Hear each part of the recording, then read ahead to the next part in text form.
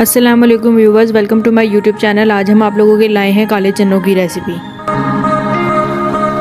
सबसे पहले हमने कुकर में 3 से 4 खाने के चम्मच ऑयल शामिल किया है। उसमें 3 कटे हुए प्याज शामिल करके उनको फ्राई कर लेंगे।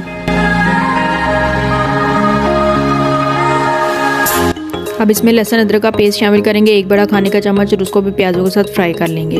उसके बाद 3 से 4 अदद टमाटरों का पेस्ट शामिल करके उनका पानी खुश्क कर लेंगे। टमाटरों का पानी खुश्क करने के बाद मसाले शामिल करेंगे। सबसे पहले नमक 1 खाने का चम्मच, सूखा धनिया पाउडर 1 खाने का चम्मच, लाल मिर्च पाउडर 1 खाने का चम्मच, हल्दी आधा चम्मच। अब इन मसालों को अच्छी तरह से मिक्स कर लेंगे। मसालों को मिक्स करने के बाद काले चने शामिल कर देंगे, जो कि हमने 50% पहले से उबाल लिए थे।